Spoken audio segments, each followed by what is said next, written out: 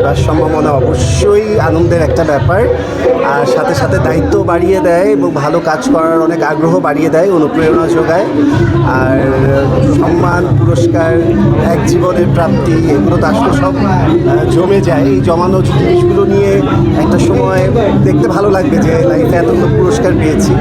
যারা আমাকে সম্মানিত করছে বা আজকেও করেছে স্টার মাল্টিমিডিয়া, আমি সবাইকে অসংখ্য ধন্যবাদ জানাচ্ছি। লাইফে কততম অ্যাওয়ার্ড এটা? আমি কখনো ভুলে দেখিনি।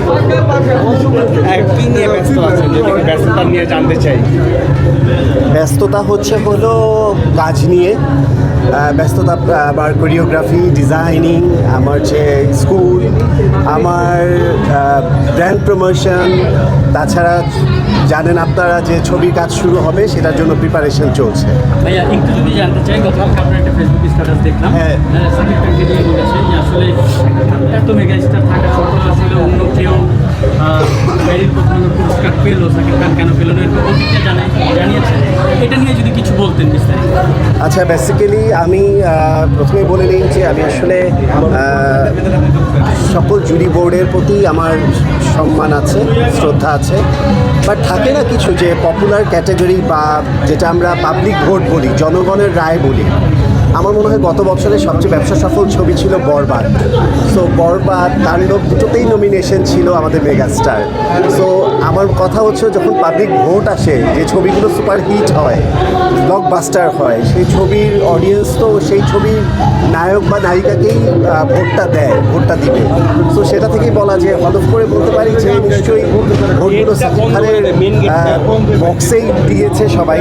কিন্তু এই যে পুরস্কার অন্য একজন পেল, আমি নিশোর বিপক্ষে নয়, নিশো অসাধারণ অভিনেতা, কিন্তু মানে যে পাবলিক রায় বা পাবলিক ভোট, আমার মনে হয় যে এটা একটু পার্শিয়ালিটি বরাবরই হচ্ছে আর কি। That's it.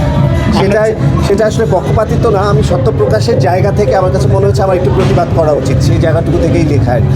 আমরা সিনেমাতেও দেখেছি একই বিষয়, এবার আপনার মেরিট প্রথম আলো পুরস্কারও দেখলাম একই বিষয়। এই যে এই বিষয়গুলো নিয়ে দিন দিন হচ্ছে, এই ব্যাপারটাকে কীভাবে দেখেন বা এই ব্যাপারটা নিয়ে কী বলতে চান?